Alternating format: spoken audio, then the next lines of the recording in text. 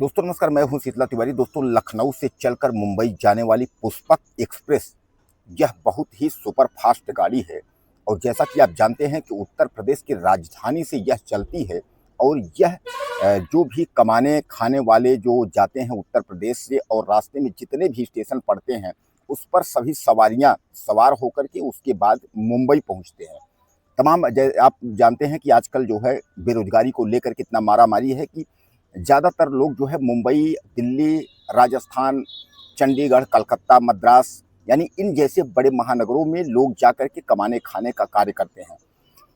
तो पुष्पक एक्सप्रेस पर तमाम सवारी जो है सवार होते हैं, यानी तमाम यात्री उस पर बैठते हैं। उसके बाद यह गाड़ी चलती है और यह गाड़ी जब जाती है तो महाराष्ट्र यानी भुसावल से आगे पहुंचती है। औरंगाबाद स्थित एक इगतपुरी स्टेशन है, यानी औरंगाबाद एरिया में वह स्टेशन पड़ता है इगतपुरी। इगतपुरी स्टेशन पर यह गाड़ी जो है खड़ी हो जाती है। जब इगतपुरी स्टेशन पर यह गाड़ी खड़ी होती है तो तमाम जो यात्री थे वह उतर करके उस स्टेशन पर, किसी को पानी लेना था, किसी को खाना लेना था, किसी को कोल्ड ड्रिंक लेना था, यानी सब अपना खाने पीने का सामान लेने के लिए यात्री जो है उतर पड़ते हैं। यह गाड़ी इगतपुरी स्टेशन पर यानी पुष्पक एक्सप्रेस इगतपुरी स्टेशन पर खड़ी होती है। वहाँ कुछ देर खड़ी होने के बाद जब इसका सिग्नल होता है, यह गाड़ी यानी चलने के लिए फिर तैयार होती है, तब जो यात्री उतरे हुए थे वह धीरे धीरे करके सब अपनी अपनी सीटों पर जो है वो बैठने लगते हैं। कंपार्टमेंट डिब्बा, यानी जिस डिब्बे की कहानी हम आपको बता रहे हैं, यह सच्ची घटना, यह डिब्बा जो है D2 है। यानी D2 कंपार्टमेंट में जो है जितने भी यात्री थे सब उसमें सवार होते हैं। और जब उसमें सवार होते हैं तो टोटल यात्रियों की जो संख्या होती है उस कंपार्टमेंट में टोटल 16 होती है। यानी 16 लोग उस डिब्बे में जो है बैठते हैं और गाड़ी वह जो है चल देती है। और जब वह गाड़ी चल देती है तो इसमें उसी समय इगतपुरी स्टेशन से जब यात्री सवार होते हैं तो तमाम उन्हीं के साथ में जो है 8 लोग और उसमें एक्स्ट्रा उस डिब्बे में जो है अटैची और सूटकेस और झोले लिए हुए हैं सामान्य जो है यात्रियों की तरह वह भी सवार होते हैं। अब सवार हो जाते हैं, उसके बाद जो है यह गाड़ी वहाँ उस स्टेशन से यानी इगतपुरी स्टेशन से यह चल पड़ती है। अब अगला स्टेशन जो है कसारा आना है। कसारा स्टेशन पर इस गाड़ी को खड़ी होना होता है, लेकिन कसारा स्टेशन आने में थोड़ा सा टाइम है और रेलगाड़ी की यानी पुष्पक एक्सप्रेस का रफ्तार जो है वह तेज होता है। और जब तक रफ्तार तेज होता है तो जो 8 लोग जो सामान्य यात्रियों की तरह सूटकेस और बैग लेकर के चढ़े थे वह अपने झोला और सूटकेस से जो है तमाम चाकू, पिस्टल और अवैध यानी जो है क्रिमिनल लोग जो है, यह 8 क्रिमिनल लोग थे, यह कोई सामान्य यात्री कर्मचारी नहीं थे। यह जो है लुटेरे जो है खौफनाक वारदात को अंजाम देने वाले बदमाश थे। यह पिस्टल और चाकुओं की नोक पर बदमाश जो है यात्रियों को लूटने का कार्य शुरू कर देते हैं। एक बदमाश D2 कंपार्टमेंट यानी D2 डिब्बे की एक तरफ खड़ा हो जाता है और दूसरा जो है दूसरे तरफ खड़ा हो जाता है ताकि जो अगल बगल के डिब्बे हैं उनके यात्री जो है इस डिब्बे में न आ पाए। उधर के यात्री अगर कोई इस डिब्बे में आने की कोशिश करते हैं तो यह बदमाश जो है आनाकानी करके कुछ समझा करके वापस कर देते हैं। उसके बाद जो है हर बदमाश 2-2, 3-3 यात्रियों के बीच में अपनी पिस्टल लेकर के खड़े हो जाते हैं। घड़ी, चैन, पैसे, अंगूठी जो कुछ भी है वह लूटना शुरू कर देते हैं। पूरे यात्रियों से जो है यह जी भर के लूटते हैं, यानी जिसके पास जो रहता है सब लूट लेते हैं। टोटल लूटी हुई जो राशि होती है वह 99,000 से यानी 1 लाख से ज़्यादा होती है। और यह लूट करके उसके बाद जो है इंतज़ार करने लगते हैं कि अब अगला स्टेशन यानी कसारा स्टेशन आएगा तो यह उतर करके चले जाएंगे। इन बदमाशों का खौफ इतना था कि इन्होंने यह कहा था कि अगर किसी ने अगर चैन खींचने की कोशिश की या किसी ने चिल्लाने की कोशिश की तो उसको जो है जान से मार दिया जाएगा।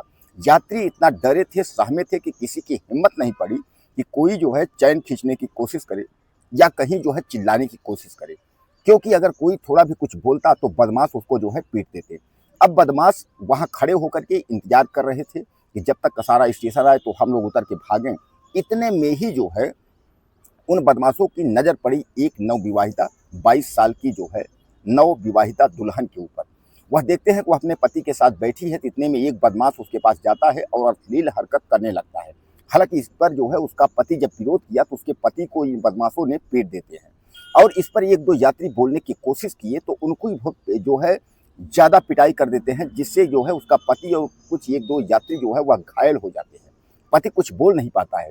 उसके बाद उस जो महिला थी, यानी जो दुल्हन, नवविवाहिता दुल्हन थी, उसके ऊपर जो है यह बदमाश हावी हो जाते हैं और उसको जो है सरेआम सब पैसेंजर के सामने जो है खींच करके कपड़े फाड़ करके उतार देते हैं। उसके बाद उसको नंगी अवस्था में बारी बारी से उसके साथ जो है रेप करना शुरू कर देते हैं।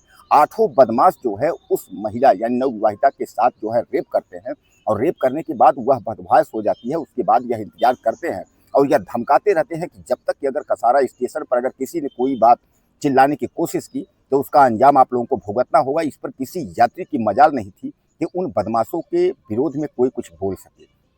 हालांकि कसारा स्टेशन का वक्त हो गया। पुष्पक जो एक्सप्रेस है वह कसारा स्टेशन पर पहुंचती है। वह जैसे खड़ी होती है, उसी यात्रियों में से एक यात्री ने जो है कोशिश की कि हो सकता है कि कुछ जो है एक कोशिश करने पर जो है हम लोगों की जान बच जाए।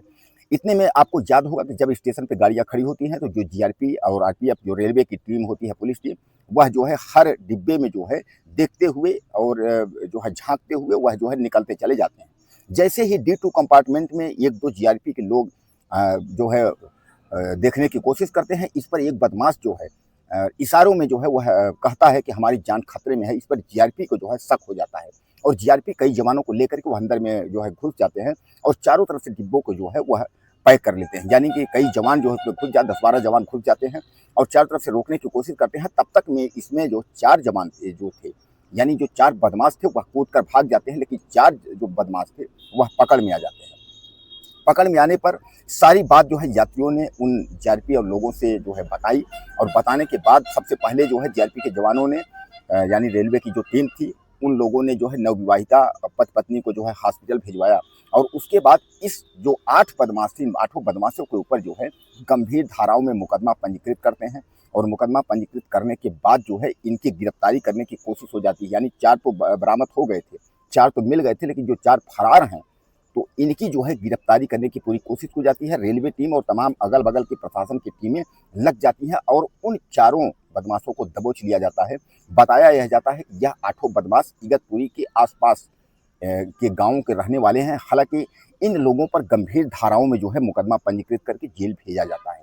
दोस्तों, अब इन बदमाशों के ऊपर जो है वह कार्रवाई होती है, काफ़ी दिन मुकदमा चलता है और इनको जो है अब जो है फांसी की सुनवाई का वक्त होता है। हालांकि यह जो स्टोरी है सच्ची घटना है पुष्पक एक्सप्रेस की। यह घटना जो है 4 से 5 साल हो गए, लेकिन आज इस कहानी का बताने का मतलब यह है कि आपके दिल को ठेस पहुंचाना नहीं है। आज इस घटना को जो है एक बार आपके दिल में जो है जगाने और बताने का मतलब यह है कि इन बदमाशों को जो है अब फांसी हो गई है। यानी यह जो है अब फांसी के फंदे पर वह लटकेंगे। अब वह गिड़गिड़ा रहे हैं कि किसी तरीके से हमारी जान बच जाए, यानी अब यह फांसी के फंदे पर लटक रहे हैं। दोस्तों, यह भी आप ध्यान रखें कि कितनी भी मुसीबत आ जाए, ट्रेन में है या कहीं भी हैं, लेकिन एक कोई ना कोई विकल्प जो है खुला रहता है। अगर ये कोशिश अगर आप करेंगे तो शायद उस कोशिश से जो है आपकी और आपके आसपास जो लोग मुसीबत में फंसे हुए हैं उनकी जान जो है बच सकती है। तो दोस्तों, कुल मिलाकर के पुष्पक एक्सप्रेस के जो बदमाश हैं वह अब फांसी के फंदे में लटकने की कगार पे है। यानी उनको सजा जो है वह सुना दी गई है, फांसी की सजा हो गई है। दोस्तों, आपको क्या कहना है? अगर कुछ कहना हो तो ज़्यादा से ज़्यादा कमेंट करें और चैनल को सब्सक्राइब करना ना भूलें। अगली वीडियो में फिर मिलते हैं।